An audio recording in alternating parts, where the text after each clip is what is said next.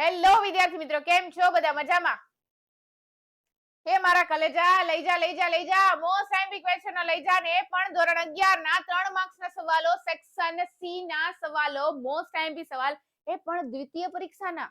બરાબર છે? દ્વિતીય પરીક્ષા 2025 ટૂંક સમયમાં આવી રહી છે, ડોક્યા કરી રહી છે. તો આજના આ લેક્ચર ની અંદર આપણે ચેપ્ટર નંબર 10 થી લઈ ચેપ્ટર નંબર 15 જે 6 ચેપ્ટર છે, જે આપણી દિવાળી પછીના ચેપ્ટર છે, દરેક ચેપ્ટરના મોસ્ટ આઈએમપી ક્વેશ્ચન 3 માર્ક્સના સવાલ મૂકવાના છીએ. બરાબર છે? તો ફટાફટ અત્યારે જ તમારા ફ્રેન્ડ મિત્ર સાથે આ લેક્ચરની લિંક શેર કરી દેજો અને સાથે સાથે આ લેક્ચરને લાઈક કરવાનું બિલકુલ ભૂલતા નહીં અને કોમેન્ટ તો તમે કરો જ છો.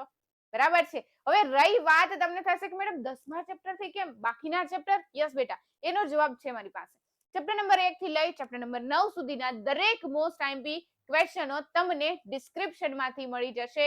ડિસ્ક્રિપ્શનમાં એની લિંક હું મૂકી દઈશ, ત્યાંથી તમે જોઈ લેજો. દરેક ચેપ્ટર છે, ચેપ્ટર નંબર 1 થી લઈ ચેપ્ટર નંબર 10 સુધીના દરેક ચેપ્ટરના મોસ્ટ આઈએમપી સવાલ ત્યાંથી તમને મળી જશે. અહીંયા માત્ર ચેપ્ટર નંબર 10 થી લઈ ચેપ્ટર નંબર 15 સુધીના મોસ્ટ આઈએમપી ક્વેશ્ચનો થશે. એમાં પણ જો વાત કરવામાં આવે તમારા બધાનું ફેવરિટ ચેપ્ટર નંબર 10 કોષ ચક્ર અને કોષ વિભાજન, કે જેની અંદર તમને કેવા કેવા ક્વેશ્ચનો પૂછી શકે. તો કે ક્વેશ્ચન નંબર 1 આંતરાવસ્થા સમજાવો. જીવન એસ જીટુ સોરી આંતરાવસ્થાની અંદર જીવન એસ અને જીટુ તબક્કો. બરાબર છે? જો આ ચેપ્ટર તમને થશે કે મેડમ આ ક્વેશ્ચન તો 2 માર્ક્સમાં હતો. યસ બેટા, આ ક્વેશ્ચન તમને 2 માર્ક્સમાં પણ પૂછી શકે, 3 માર્ક્સમાં પણ પૂછી શકે. બરાબર છે? કઈ રીતે કેટલું લખવું એ આપણા ઉપર ડિપેન્ડ કરે. 2 માર્ક્સમાં પૂછે તો 2 માર્ક્સ જેટલું લખવાનું, 3 માર્ક્સમાં પૂછે તો બધી વસ્તુ A to Z ડિટેલમાં લખી દેવાનું. ક્લિયર? હવે એના પછી છે સમવિભાજન અને અર્ધીકરણની તુલના કરો. 3 મુદ્દા લખવાના થાય. જો 3 માર્ક્સનો સવાલ હોય તો કોને કહેવાય? સમવિભાજન. સમવિભાજનની અંદર શું થશે, કઈ રીતે થશે, કેટલા તબક્કા આવશે, આ દરેક વસ્તુ લખી દેવાની. સેમ વસ્તુ અર્ધીકરણમાં. ક્લિયર? એમ તબક્કો સમજાવો જેની અંદર પૂર્વાવસ્થા, ભાજના અવસ્થા, ભાજનોત્તરાવસ્થા અને અંત્યાવસ્થા, આટલી વસ્તુ લખવાની થાય. ક્વેશ્ચન નંબર 4 સમવિભાજનના એમ તબક્કાની આકૃતિ દોરો. માત્ર આકૃતિ દોરવાની છે. જો એક ક્વેશ્ચન એવો પૂછી શકે કે એમ તબક્કો સમજાવો, બીજો ક્વેશ્ચન એવો પૂછી શકે કે આકૃતિ દોરો, તો ત્યાં માત્ર આકૃતિ દોરવાની છે. અને જો બેટા આકૃતિ દોરવાની પૂછી હોય ને, તો આપણે ઓલવેઝ પેન્સિલ થી અને બહુ સ્વસ્થ અને મસ્ત આકૃતિ દોરવાની થાય. પેન થી ચાલે નહીં. હવે પેન થી દોરો ને તો જોવી ગમે પણ માર્ક્સ ન આવે. પેન થી આકૃતિ દોરીએ તો જોવી ગમે, માર્ક્સ ન આવે. શા માટે? કારણ કે નિયમ કંઈક એવો છે કે આકૃતિ ઓલવેઝ પેન્સિલ થી દોરવાની છે. છેકછાક બિલકુલ નહીં. આકૃતિની સામે નામ નિર્દેશન કરેલા હોવા જોઈએ. એના પછીનો ક્વેશ્ચન છે સમવિભાજનનું મહત્વ સમજાવો. બરાબર છે? સમવિભાજન છે આપણને ખ્યાલ છે ક્યાં થશે? દૈહિક કોષની અંદર. ક્લિયર? ચેપ્ટર નંબર 10 પછી ચેપ્ટર નંબર 11 કે જેનો પહેલો ક્વેશ્ચન C3 C4 વનસ્પતિની તુલના કરો. જો બેટા અહીંયા વનસ્પતિની વાત થઈ છે, ચક્રની વાત નથી થઈ, તો વનસ્પતિની તુલના કરવાની છે. એના પછીનો છે ક્વેશ્ચન પ્રકાશ પ્રક્રિયામાં થતું ચક્રીય વીજાણુ વાહન આકૃતિ સહ સમજાવો. પ્રકાશ પ્રક્રિયામાં થતું ચક્રીય વીજાણુ વાહનનો મતલબ શું થાય? ચક્રીય ફોટોફોસ્ફોરાઇલેશન.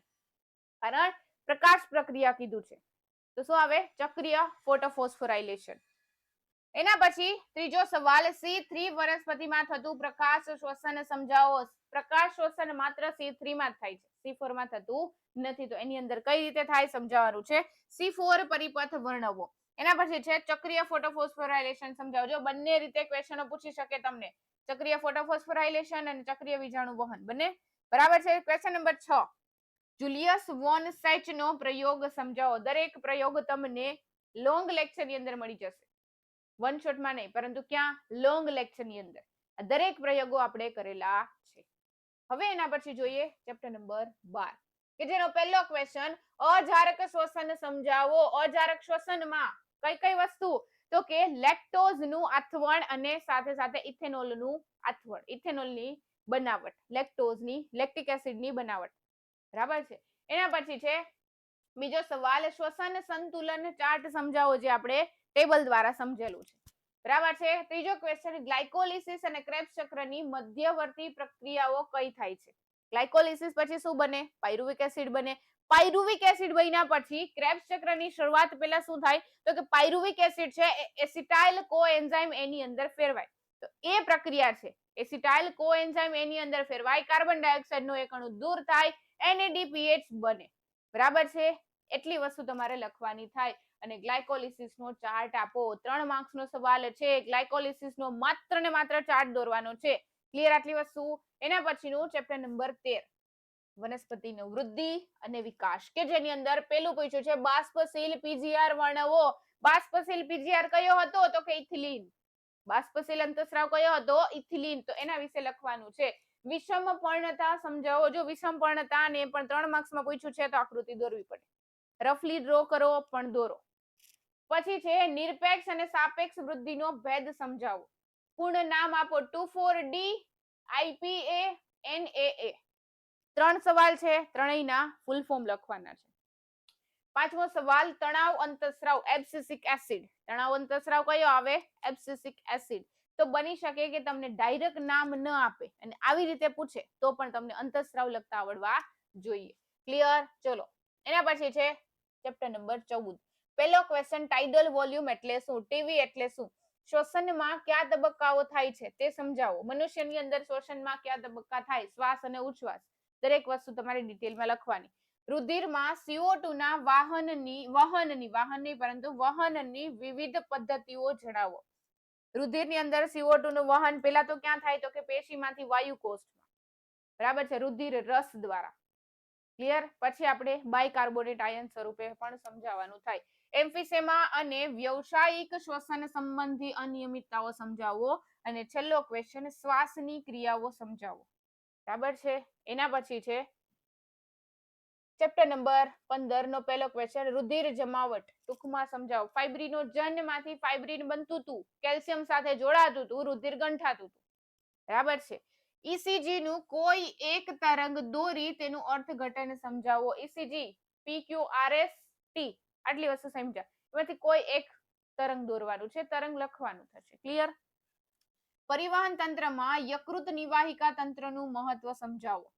ક્વેશ્ચન નંબર 4 સંયુક્ત ડાયસ્ટોલ સમજાવો. જો હૃદચક્ર ભણ્યા છે જેની અંદર ત્રીજો સ્ટેપ હતો સંયુક્ત ડાયસ્ટોલ, કે જેની અંદર દરેક હૃદયના દરેક ખંડ કેવા થતા હતા?